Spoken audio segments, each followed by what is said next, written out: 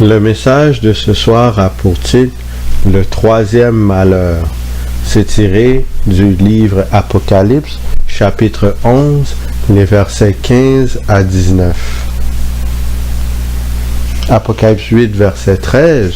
« Je regardai, et j'entendis un aigle qui volait au milieu du ciel, disant d'une voix forte, « Malheur, malheur, malheur aux habitants de la terre, à cause des autres sons de la trompette des trois anges qui vont sonner. » Trois malheurs surviennent après la division de l'Empire romain. Les malheurs sont les trois prochaines trompettes qui s'abattront sur Rome. La Rome païenne étant détruite, les messages d'avertissement s'adressent à la Rome papale. Ce soir, nous examinerons le troisième malheur qui correspond à la septième trompette. Apocalypse 11, verset 15. Le septième ange sonna de la trompette, et il y eut dans le ciel de fortes voix qui disaient, « Le royaume du monde est remis à notre Seigneur et à son Christ, et il régnera au siècle des siècles. » Il est à noter que l'événement se déroule dans le ciel et non sur terre. Ceci est contraire aux deux malheurs et à toutes les autres trompettes qui ont sonné dans l'Apocalypse. À quel moment Jésus reçoit-il le royaume? Nous rappelons le but des trompettes. En quoi est-ce lié avec le jugement de la Rome papale? Daniel 7, les versets 13 et 14. Je regardai pendant mes visions nocturnes, et voici, sur les nuées des cieux arriva quelqu'un de semblable à un fils de l'homme. Il s'avança vers l'Ancien des jours, et on le fit approcher de lui. On lui donna la domination, la gloire et le règne, et tous les peuples, les nations et les hommes de toute langue le servirent. Sa domination est une domination éternelle qui ne passera point, et son règne ne sera jamais détruit.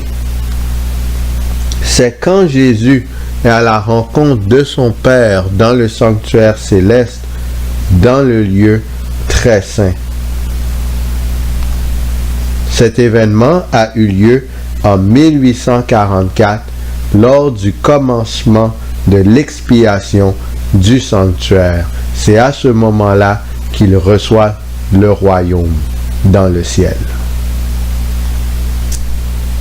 Donc Jésus commence à purifier le sanctuaire céleste en 1844 et Jésus reçoit le règne de la part de son Père dans le ciel. Pour le peuple de Dieu et pour le reste de l'humanité, une période de jugement a commencé depuis 1844. Dès que Christ, en tant que souverain sacrificateur, aura terminé de purifier le sanctuaire céleste, il viendra chercher son peuple pour le faire entrer dans le royaume qui lui a été remis. Nous devons donc nous préparer pour ce moment solennel afin d'être jugés dignes de prendre part à cette grande fête. Sinon, nous subirons le même châtiment réservé à Rome et à tous ses adhérents. La destruction finale de Rome constitue le dernier malheur. Apocalypse chapitre 11, les versets 16 et 17. Et les 24 vieillards qui étaient assis devant Dieu sur leur trône se prosternèrent sur leurs faces, et ils adorèrent Dieu en disant, « Nous te rendons grâce, Seigneur Dieu Tout-Puissant, qui est et qui était, de ce que tu as saisi ta grande puissance et pris possession de ton règne. » Les êtres célestes sont montrés en train d'adorer Dieu, parce qu'il a saisi sa grande puissance et pris possession de son règne. La possession complète du règne de Jésus est encore future, quoique la domination de Christ a débuté par le décret céleste en 1844. Apocalypse chapitre 11, verset 18. Les nations se sont irritées et ta colère est venue, et le temps est venu de juger les morts. À quoi fait référence l'irritation des nations? Apocalypse 12, verset 17. Et le dragon fut irrité contre la femme, et il s'en alla faire la guerre au reste de sa postérité, à ceux qui gardent les commandements de Dieu et qui ont le témoignage de Jésus. Daniel 11, verset 44. Des nouvelles de l'Orient et du Septentrion viendront l'effrayer, et il partira avec une grande fureur pour détruire et exterminer des multitudes. En raison de la proclamation de l'Évangile, du message des 3 anges et du 4e ange, l'institution papale sera menacée, car ses machinations auront été démasquées. Cette crainte la poussera à vouloir exterminer les porteurs de ce message. Sous son influence satanique, les dirigeants du monde chercheront à mettre à mort tous ceux qui persistent à garder les commandements de Dieu et qui ont le témoignage de Jésus. Quel est le témoignage de Jésus? Apocalypse 19, verset 10. Et je tombai à ses pieds pour l'adorer. Mais il me dit, garde-toi de le faire. Je suis ton compagnon de service et celui de tes frères qui ont le témoignage de Jésus. Adore Dieu, car le témoignage de Jésus est l'esprit de la prophétie. Le témoignage de Jésus est l'esprit de la prophétie. Ceux qui garderont les commandements de Dieu et qui comprendront la prophétie avec l'aide du Saint-Esprit prêcheront fidèlement le message qui correspond à notre époque. Ils subiront la persécution de la part des impies qui veulent rester dans le péché. Cependant, ils auront l'assurance d'être accompagnés par les anges de Dieu tout au long de l'épreuve.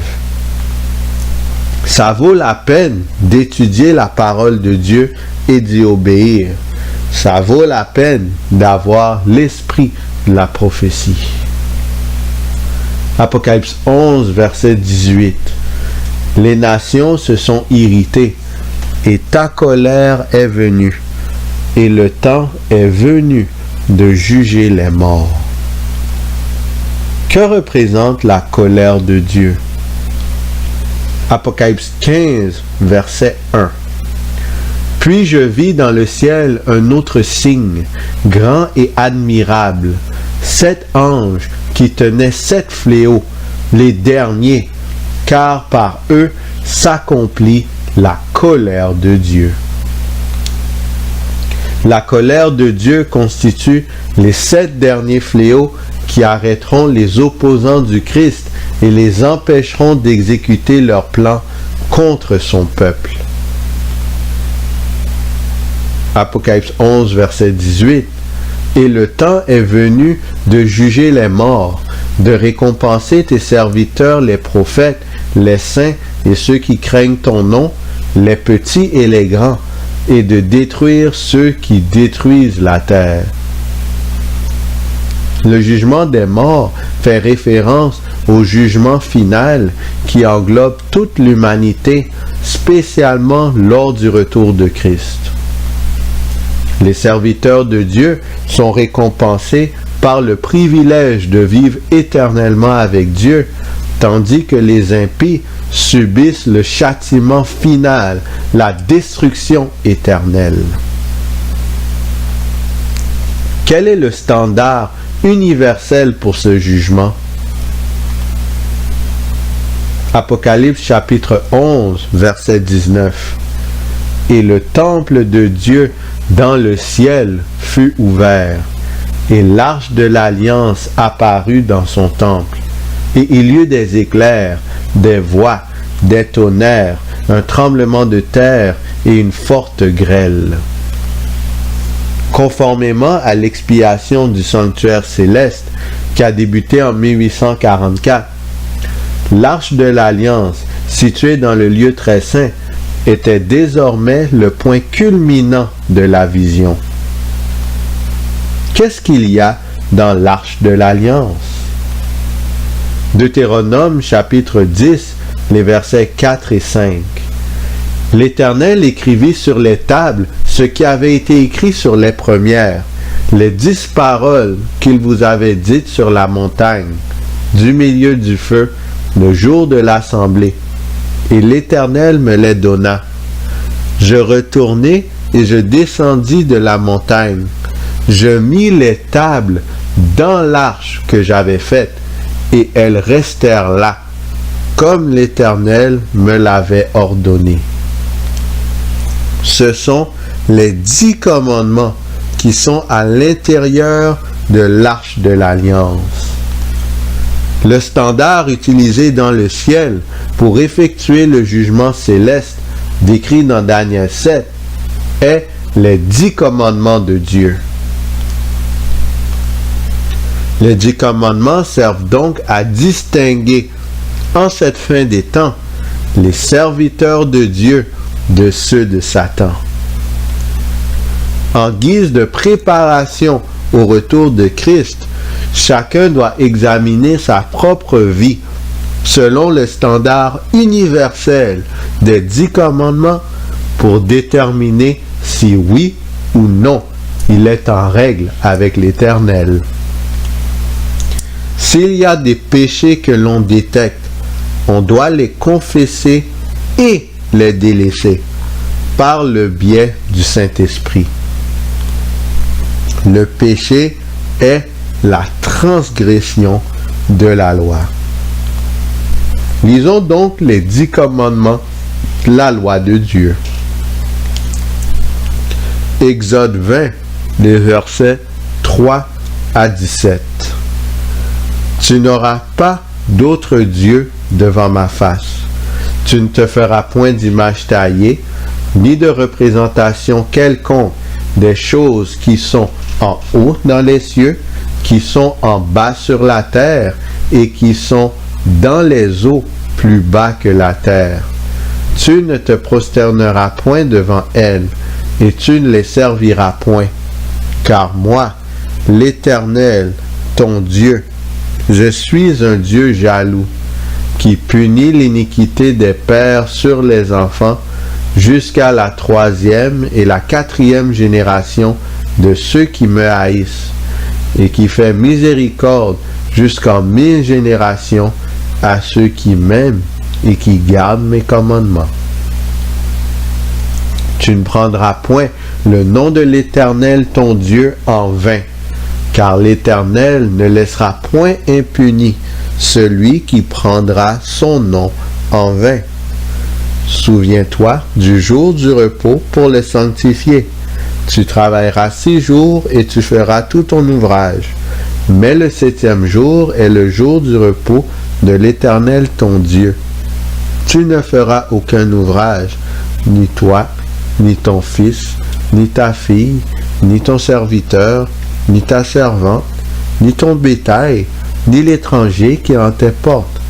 Car en 6 jours, l'Éternel a fait les cieux, la terre et la mer, et tout ce qui est contenu, et il s'est reposé le 7e jour. C'est pourquoi l'Éternel a béni le jour du repos et l'a sanctifié. Honore ton père et ta mère, afin que tes jours se prolongent dans le pays que l'Éternel ton Dieu te donne. Tu ne tueras point, tu ne commettras point d'adultère, tu ne déroberas point, tu ne porteras point de faux témoignages contre ton prochain, tu ne convoiteras point la maison de ton prochain, tu ne convoiteras point la femme de ton prochain, ni son serviteur, ni sa servante, ni son bœuf, ni son âne, ni aucune chose qui appartienne à ton prochain.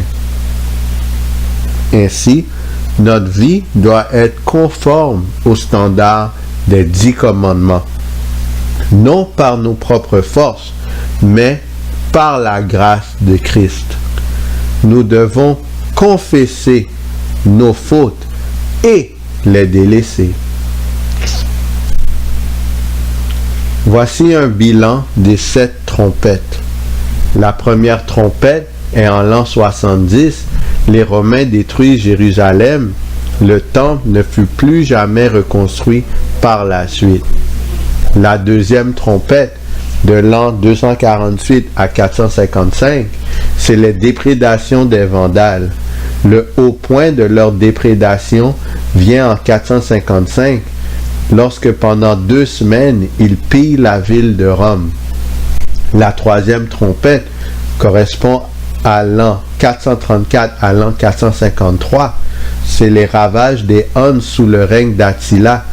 Ces derniers ont fait du grabuge pour une courte période dans les régions variées d'un empire romain trébuchant. Attila est mort en 453. La quatrième trompette a eu lieu en 476. Avec l'enlèvement de son dernier empereur en 476, l'Empire romain a été divisé en 10 parties. C'est une chute partielle de Rome. La cinquième trompette, qui est le premier malheur, c'est de 1299 à 1449. Pendant ces années, les Turcs effectuaient plusieurs attaques contre l'Empire romain. La sixième trompette, le deuxième malheur, de 1449 à 1840, c'est le royaume ottoman. Le fait que Josiah Litch, un des associés de William Miller, a donné la date exacte de la chute de cet empire, a exercé une grande influence sur le protestantisme aux États-Unis. Et la septième trompette, le troisième malheur, c'est de 1844 à la deuxième venue de Christ. Mais Jésus reçoit le royaume de la part de son Père. C'est une période de jugement et Jésus s'apprête à revenir sur terre. Dieu, par miséricorde, a tout fait pour amener Rome à la repentance. Il lui a donné tous les avertissements nécessaires pour atteindre cet objectif. Cependant, Rome refuse toujours de se détourner de ses mauvaises voies et est demeurée dans ses péchés. De ce fait, Rome et ses adeptes seront anéantis par Jésus lors de son retour. Psaume 119, verset 29. Éloigne de moi la voie du mensonge et accorde-moi la grâce de suivre ta loi. C'est une grâce de pouvoir obéir aux commandements de Dieu. Et Jésus-Christ est toujours prêt à nous accorder cette grâce. Qui allons-nous choisir?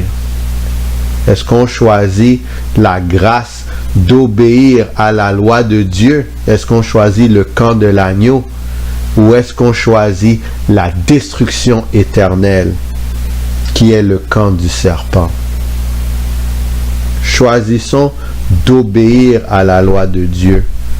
Confessons nos fautes, délaissons-les et nous obtiendrons la miséricorde et la grâce d'obéir à la loi de Dieu. Que le Seigneur vous garde.